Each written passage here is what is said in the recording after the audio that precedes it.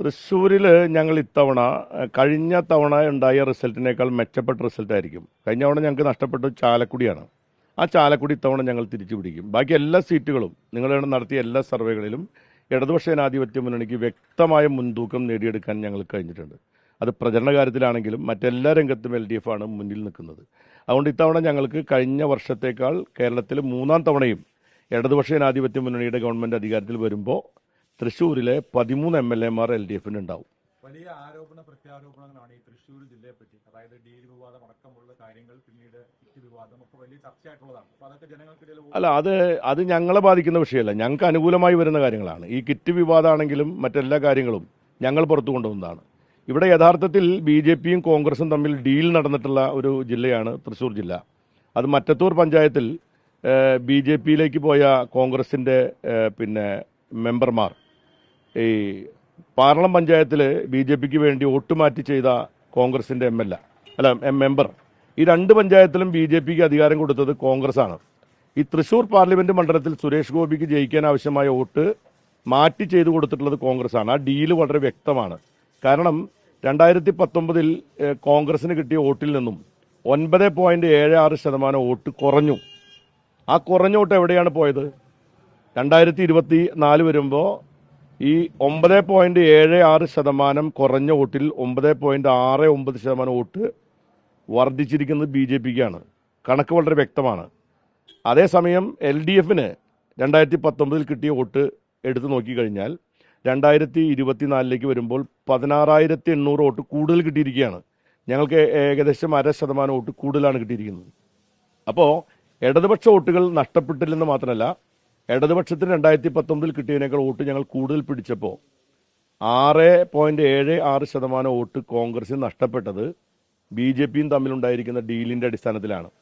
അതുകൊണ്ടാണ് K. മുരളീധരൻ്റെ പരാതി അനുസരിച്ച് KPCC പ്രസിഡന്റായിരുന്ന TN പ്രതാപനെതിരെ സംഘടനാ നടപടി ഉണ്ടായി. DCC പ്രസിഡന്റ് ജോസ് വള്ളൂരിനെ തലസ്ഥാനത്ത് മാറ്റി. അതിന് പുറമെ ഇവിടെ MP വിൻസെന്റിനെതിരായ നടപടി ഉണ്ടായി. ഇങ്ങനെ നടപടി ഉണ്ടായതെല്ലാം തന്നെ എന്തിൻ്റെ അടിസ്ഥാനത്തിലാണ്? കോൺഗ്രസ്സാണ് വ്യക്തമാക്കേണ്ടത്. അന്ന് തന്നെ കോൺഗ്രസിനകത്ത് തന്നെ ഉയർന്നു വന്ന ഏറ്റവും പ്രധാനപ്പെട്ട ആക്ഷേപം ഇവിടുത്തെ BJP-ക്ക് വേണ്ടി കോൺഗ്രസിൻ്റെ ആളുകൾ വോട്ട് ചെയ്തു എന്നാണ്. അങ്ങനെ കോൺഗ്രസിൻ്റെ പ്രത്യേകമായ ഇടപെടലിൻ്റെ ഫലമായിട്ടാണ് സുരേഷ് ഗോപിയോട് ജയിക്കാനിടയാക്കിയതെന്നുള്ള വസ്തുത.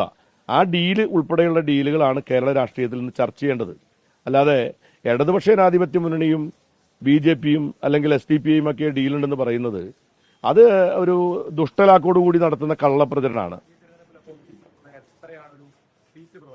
അല്ല, ഞങ്ങൾക്ക് എന്തായാലും ശരി ഒരു 80 സീറ്റിലധികം സീറ്റുകളിൽ ഇടതുപക്ഷ ജനാധിപത്യ മുന്നണി ജയിക്കുമെന്ന് മീഡിയ സർവേകൾ തന്നെ വന്നിട്ടുണ്ട്. ഞങ്ങൾ തൃശ്ശൂർ 14 സീറ്റ് ഞങ്ങൾ ജയിക്കും. ഞാൻ നിങ്ങളുടെ സർവേയുടെ കാര്യമാണ് പറയുന്നത്, ഞങ്ങളുടെ സർവേ അല്ല പറയുന്നത്.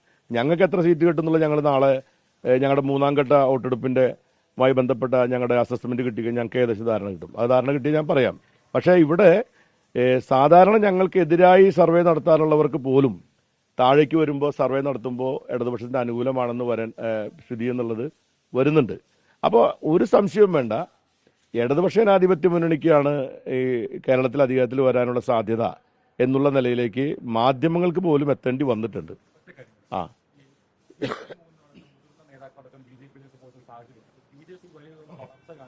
അത് BJP-യിലേക്ക് പോകുന്ന ഭാഗ്യാന്വേഷികളായിട്ടുള്ള ആൾക്കാരാണ്. പണം ആഗ്രഹിച്ചും സ്ഥാനം ആഗ്രഹിച്ചും പോകുന്ന, യാതൊരു പ്രത്യയശാസ്ത്ര അടിത്തറയുമില്ലാത്ത സ്ഥാനമോഹികളും വർഗവഞ്ചകരുമായിട്ടുള്ള ആളുകളാണ് ഈ BJP-യിലേക്ക് പോകുന്നത്. ആ പോയിട്ടുള്ള ആളുകളുടെ മുഴുവൻ ലിസ്റ്റ് എടുത്താൽ ഇപ്പോൾ CC മുകുന്ദൻ എന്ന് പറയുന്ന വ്യക്തി കമ്മ്യൂണിസ്റ്റ് പാർട്ടിയുടെ തണലിൽ വളർന്ന് കമ്മ്യൂണിസ്റ്റ് പാർട്ടിയുടെ പേരിൽ എല്ലാ സ്ഥാനമാനങ്ങളും ലഭിച്ച ശേഷം അദ്ദേഹം ഇപ്പോൾ BJP-യിലേക്ക് പോയിരിക്കുന്നത് കൃത്യമായ സാമ്പത്തിക സ്ഥാനമോഹ താല്പര്യത്തിൻ്റെ പേരിൽ മാത്രമാണ്, അല്ലാതെ BJP-യുടെ പ്രത്യയശാസ്ത്രം മനസ്സിലാക്കി പോയിട്ടുള്ളതല്ല. അപ്പോൾ ഈ നേരത്തെ തന്നെ അദ്ദേഹത്തെ പോലുള്ള ആളുകൾ ചോറ് ഇവിടെയും കൂറ് അവിടെയും നിൽക്കുന്ന കുറേ ആളുകളുണ്ട്. അത്തരത്തിൽപ്പെട്ടിട്ടുള്ള ആളാണ് ഈ മുകുന്ദനെ പോലെയുള്ള ആളുകൾ.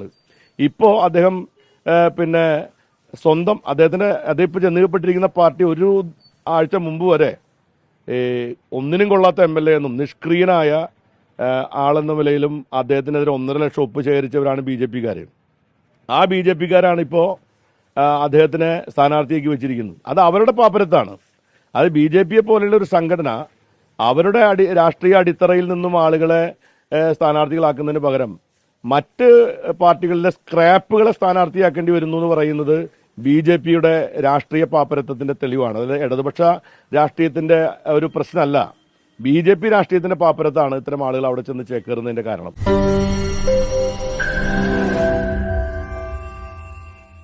ലോകത്തെവിടെയായാലും ഏത് സമയത്തും 24 വാർത്തകളും ഓഗ്മെന്റഡ് റിയാലിറ്റി പാക്കേജുകളും എക്സ്പ്ലെയിനറുകളും വിശദമായി കാണാൻ ഞങ്ങളുടെ യൂട്യൂബ് ചാനൽ നിങ്ങൾക്ക് സബ്സ്ക്രൈബ് ചെയ്യാം.